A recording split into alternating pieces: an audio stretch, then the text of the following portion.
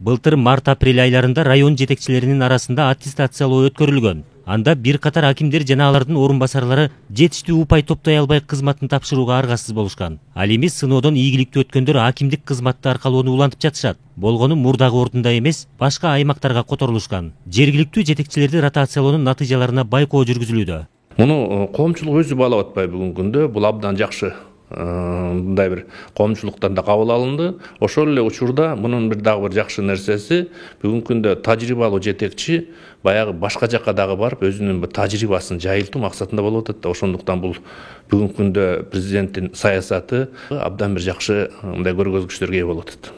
Акимдерди ротациялоо менен бирге алардын укуктары да кеңейтилген. Бул жергиликтүү деңгээлдеги социалдык экономикалык маселелерди жеринде чечилишин камсыз кылуу үчүн көрүлүп жаткан чара. Себеби көпчүлүк көйгөйлөрдү чечүүдө акимдин укугу жетишсиз болуп, кайрылуулардын баардыгы борбордук бийликке гана багытталып келген. Район жетекчиси айыл өкмөт башчыларын, ал тургай райондук деңгээлдеги шаар мэрлерин кызматка дайындап, кызматтан бошото да алат. Эми кадрларды ротациялоо баардык мамлекеттик түзүмдөрдө улантылат. Анын ичинде административдик кызматтарда ротация жүргүзүүнүн ыңгайлуу жолу иштелип чыгып, тиешелүү мекемелер макулдашкан. Учурда ал президенттин администрациясынын кароосунда турат. Мурда мекеменин, мамлекеттик органдын, муниципалдык органдын жетекчиси демилгелесе, азыр кызматчынын өзү да демилгелеп ротация боло алат да, көрдүңөрбү? Мындай бир жакшы шарттар түзүлүп атат. Ошол эле учурда мурда 1 жылга чейин баягы кызматчы иштеп турганды ротация кыла албайт элек. Бүгүн ал дагы норма жок.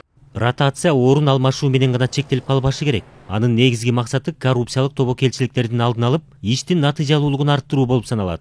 Негизги ротациянын максаты бул конфликт интересов деп коет, же болбосо коррупцияны азайтуу. Ошол эле мамлекеттик органдардын кылган жумушунун эффективдүүлүгүн көтөрүү. Анан тышкарынан мамлекеттик кызматкерлерди жалпы Кыргызстанды жакшыраак билиш үчүн ошо ротация жасаганы жакшы. Ротация кылганда бир киши бир кызматта көп убакыт иштебейт дагы, анан жаңы жерге баргандан кийин баягындай көп байланыштары болбойт да. Ар кандай коррупцияга алып келген байланыштардан биз алысыраак болобуз дагы.